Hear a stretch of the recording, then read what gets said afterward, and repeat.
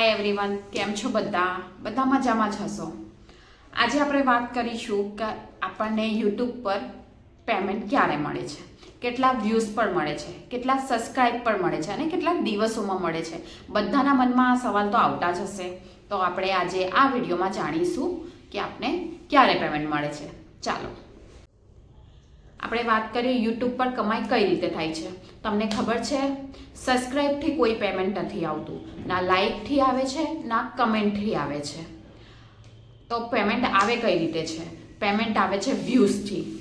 તમારા શોર્ટમાં કેટલા વ્યૂ છે, વિડીયોમાં કેટલો વોચ ટાઈમ છે, તેના પર તમને પૈસા મળે છે। તમે યુટ્યુબ પર કોમેડી વિડીયો બનાવો છો, ટેકનિકલ વિડીયો બનાવો છો, ન્યૂઝવાળા વિડીયો બનાવો છો, તમે કોઈ પણ કોન્ટેન્ટ પર વિડીયો બનાવી શકો છો। આનામાં યુટ્યુબમાં કોઈ ક્રાઇટેરિયા નથી, કોઈ પણ કોન્ટેન્ટ પર યુઝ કરી શકો છો। તમે 1 મહિનાની અંદર બી મોનિટાઈઝ કરી શકો છો, 2 મહિનાની અંદર બી, 3 મહિનાની અંદર પણ એ આપણા પર ડિપેન્ડ છે। તો હવે આપણે વાત કરીશું કે આપણે મોનિટાઈઝ થયા પછી આપણને કઈ રીતે પેમેન્ટ મળે છે। તો આપણે એ વાત કરીશું હવે। મોનિટાઈઝ થયા પછી 1 થી 1.5 મહિનો થાય છે। પછી આપણા ઘરે ગૂગલ પિન આવે છે, એમાં આઈડી વેરિફિકેશન થાય છે, પાન કાર્ડ, આધાર કાર્ડ, એમાં થોડો ટાઈમ લાગે છે, એટલે પેમેન્ટ આવતા 1.5 મહિનો જેવું લાગી જાય છે। તમને ખબર છે, યુટ્યુબ આપણું પેમેન્ટ 1 મહિનો ને 21 દિવસ હોલ્ડ રાખે છે, ત્યાર પછી આપણને પેમેન્ટ આપે છે। એક્ઝામ્પલ, આપણું ફેબ્રુઆરીમાં પેમેન્ટ જનરેટ થયું છે, તો આપણું ફેબ્રુઆરીની પેમેન્ટ માર્ચની 21 તારીખે આપને મળશે। હવે આપણે વાત કરીશું કે પહેલું પેમેન્ટ લાવવા માટે કેટલા વ્યૂઝ લાવવાના હોય છે।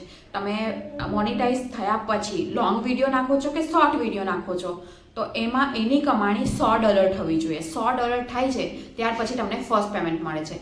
ફર્સ્ટ પેમેન્ટ તમે $100 1 મહિનામાં કરો છો, 2 મહિનામાં કરો છો કે 3 મહિનામાં કરો છો, એનો કોઈ ક્રાઇટેરિયા નથી હોતો। એ આપણા પર છે કે આપણે કેટલા ટાઈમમાં $100 કરીએ છીએ, એટલે આપણે ફર્સ્ટ પેમેન્ટ મળી જાય છે।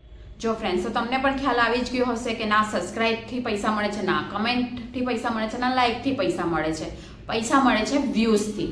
તો ફ્રેન્ડ્સ, જો તમને મારો આ વિડીયો સારો લાગ્યો હોય તો એક લાઇક, શેર, કમેન્ટ કરી દેજો, અને હા, સબસ્ક્રાઇબ કરવાનું બિલકુલ ભૂલતા નહીં। Thank you so much.